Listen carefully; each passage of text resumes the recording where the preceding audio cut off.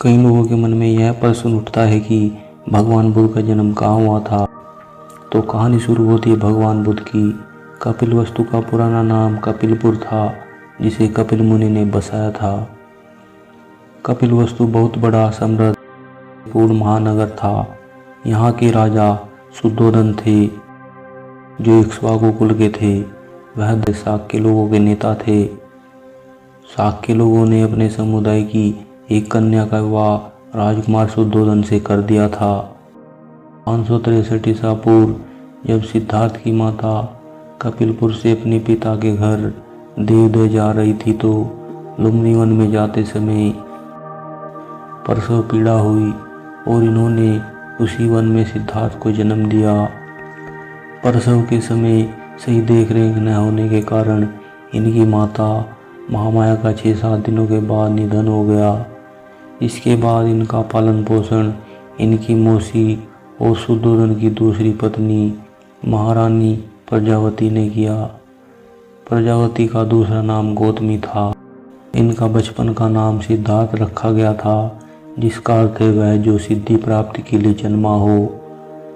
जन्म समारोह के दौरान साधु ने अपने पहाड़ के निवास स्थान से घोषणा की कि बच्चा या तो एक महान राजा बनेगा या फिर एक पवित्र पथ प्रदर्शक।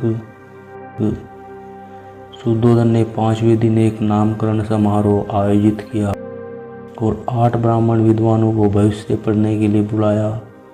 सभी ने एक सी भविष्यवाणी की कि बच्चा महान व्यक्ति बनेगा या फिर एक महान राजा या फिर एक महान पवित्र पथ प्रदर्शक। जब सिद्धार्थ बड़े हो गए तो इनके पिता ने इनका नाम सिद्धार्थ से बदलकर गौतम रख दिया।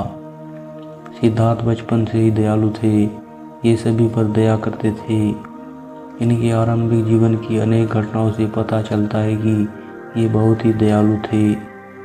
जब ये घुड़दौड़ सीखा करते थे तो घोड़ों को थका हारा देखकर अपनी जीती हुई बाजी हार जाना खुद पसंद करते थे। खेल में भी सिद्धार्थ को खुद हार जाना पसंद था, क्योंकि किसी को हराना और किसी को दुखी देखना इनसे नहीं देखा जाता था। एक बार सिद्धार्थ के चचेरे भाई देवदत्त ने एक हंस को तीर मारकर घायल कर दिया, जिससे हंस घायल होकर जमीन पर गिर पड़ा। सिद्धार्थ उस समय अपने बगीचे में खेल रहे थे। घायल हंस को देखा तो ये उस हंस के पास गए और उसे अपने हाथों में उठा लिया। उसके कुछ समय पश्चात देवदत्त इनके पास आया तो इन्होंने उस हंस को देवदत्त को देने से मना कर दिया और उस हंस के प्राणों की रक्षा की। बाद में उस हंस को इन्होंने उड़ने के लिए छोड़ दिया। सिद्धार्थ ने अपनी शिक्षा अपने गुरु विश्वामित्र के पास पूर्ण की। इन्होंने वेद और उपनिषद के साथ साथ राजकाज और युद्ध विद्या की भी शिक्षा ली थी। कुश्ती, घुड़दौड़, तीर कमान, रथ हाँकने में इनकी कोई बराबरी नहीं कर पाता था। इन्हें बाहरी दुनिया से दूर ही रखा जाता था, क्योंकि ये बहुत दयालु थे और इनकी दया भावना से इनके पिता को डर रहता था कि कहीं ये बाहरी दुनिया के दुखों को देखकर उनके कार्यों को पूरा करने में ही न लग जाए। अगर इन्होंने बाहरी दुनिया के कष्ट देख लिए तो ग्रह त्याग न कर दे, ये राजमहल छोड़कर दुनिया के दुखों का निवारण न करने लग जाए। इसलिए इनको इस वैभवशाली महल में हर तरह की सुविधा उपलब्ध कराई गई। राजा शुद्धोधन ने सिद्धार्थ के लिए भोग विलास का भरपूर प्रबंध कर दिया। 3 ऋतुओं के लायक 3 सुंदर महल बनवा दिए। वहाँ पर नाच गान और मनोरंजन की सारी सामग्री जुटा दी गई। दास दासी इनकी सेवा में रख दिए गए, पर ये सब चीज़ें सिद्धार्थ को संसार में बांध कर नहीं रख सकी। इन्हें बाहरी दुनिया से दूर रखने के लिए इस महल में हर तरह की सुख सुविधा उपलब्ध कराई गई। यह महल समस्त भोगों से युक्त था और इसमें किसी प्रकार की किसी भी चीज़ की कोई कमी नहीं थी। इसमें वन विहार सब कुछ थे। यहाँ सिद्धार्थ की हर जरूरत पूरी होती थी। इस महल के आसपास बाग बगीचे थे, जिनमें गौतम का समय बीतता था। 16 साल की उम्र में ही इनका विवाह यशोधरा के साथ कर दिया गया। ये अपने महल में यशोधरा के साथ रहने लगी। इसके बाद इनकी पत्नी ने एक पुत्र को जन्म दिया जिसका नाम राहुल रखा गया। इनके मन में कभी कभी बाहर की दुनिया देखने की लालसा रहती थी, इसलिए ये कभी कभी अपने महल से ही बाहर की दुनिया देख लेते थे।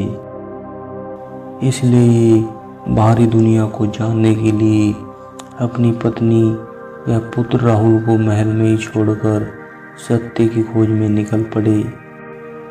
ये सारथी को लेकर रथ पर सवार हो गए और राज्य भ्रमण पर निकल पड़े। इन्होंने बाहर निकलकर देखा कि बाहरी दुनिया दुखों से भरी पड़ी है। इनके रास्ते में अनेक दृश्य आए। इन्हें सड़क पर एक बूढ़ा आदमी दिखाई दिया। उस बूढ़े व्यक्ति के दांत टूट गए थे, बाल पक गए थे, शरीर टेढ़ा हो गया था। हाथ में लाठी पकड़े हुए वह धीरे धीरे कांपता हुआ सड़क पर चल रहा था। उस व्यक्ति को देखकर इनके मन में विचार उत्पन्न हुआ। इन्होंने अपने सारथी से पूछा कि इसकी यह दशा किस कारण हुई है। तो सारथी ने उत्तर दिया कि हर एक व्यक्ति को अपने जीवन में बुढ़ापे का सामना जरूर करना पड़ता है। इसके बाद जब ये दूसरी बार राज्य भ्रमण पर निकले तो इनकी आंखों के आगे एक रोगी आ गया।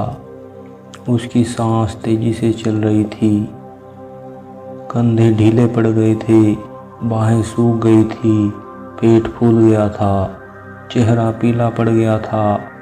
वह अब चारपाई पर लेटा हुआ था। इन्होंने फिर अपने साथी से पूछा कि यह व्यक्ति ऐसी अवस्था में क्यों है। तो सारथी ने उत्तर दिया कि यह किसी बीमारी से ग्रसित है। इसके बाद तीसरी बार जब सिद्धार्थ रथ पर सवार होकर राज्य भ्रमण पर निकले तो इनको एक अर्थी मिली। 4 आदमी उस अर्थी को उठाकर ले जा रहे थे। पीछे पीछे बहुत से लोग थे। कोई रो रहा था, कोई छाती पीट रहा था, कोई अपने बाल नोच रहा था। इन दृश्यों ने सिद्धार्थ को बहुत विचलित किया। इन्होंने सोचा कि धिक्कार है इस जीवन को जो इतनी जल्दी अपना अध्याय पूरा कर लेता है। क्या बुढ़ापा, बीमारी और मौत सदा इसी तरह से होती रहेगी। इसके बाद जब गौतम कुमार फिर से राज्य भ्रमण पर निकले तो इन्हें एक सन्यासी दिखाई दिया। यह सन्यासी संसार की सारी भावनाओं और कामनाओं से मुक्त प्रसन्नचित्त मुद्रा में था। सिद्धार्थ ने सन्यासी से प्रश्न किया कि आप कौन हो और ये दूसरे लोग इतने दुखी है।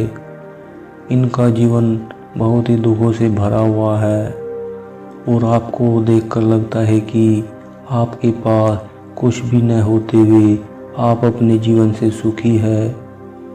आप मुझे अपने बारे में कुछ परिचय दें।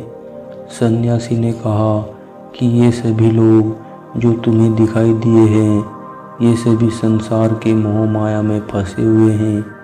इनके मोह के कारण ही इनकी ये स्थिति हुई है और यही इनके दुखों का कारण है। इनकी अति की लालसा से ही इनकी ये हालत हुई है। के विपरीत मैंने ग्रह त्याग करके शांति की तलाश में सन्यासी जीवन धारण कर लिया है। इसके लिए मैंने कठोर साधना और तप किया है। इसके बाद इन्होंने सन्यासी से उत्तर किया कि मनुष्य अपने दुखों का निवारण कैसे कर सकता है।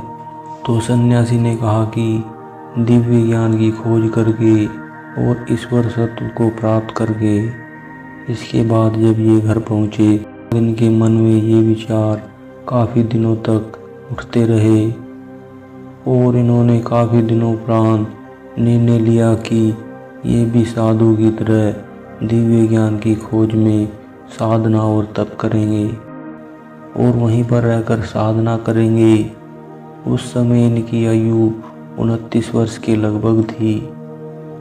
संसार को जरा मरण दुखों से मुक्ति दिलाने के लिए एवं सत्य दिव्य ज्ञान की खोज में ये रात्रि में ही राजपाट का मोह त्याग कर वन की ओर चल दिए। वर्षों की कठोर साधना के पश्चात बोध गया में इन्हें बोधि वृक्ष के नीचे ज्ञान की प्राप्ति हुई और ये सिद्धार्थ गौतम से भगवान बुद्ध बन गए। इसके बाद इन्होंने अपना ज्ञान धीरे धीरे लोगों में बांटना शुरू कर दिया और दुखों से भरे हुए व्यक्ति के जीवन को एक नया रास्ता दिखाया। दोस्तों, अगर आपको ये वीडियो पसंद आए तो इसे लाइक करें, साथ ही हमारे इस चैनल को सब्सक्राइब करें और बेल आइकन को ज़रूर प्रेस करें, जिससे आपको और भी मनोरंजक जानकारियाँ मिलती रहे। तो दोस्तों, आज के लिए बस इतना ही। धन्यवाद।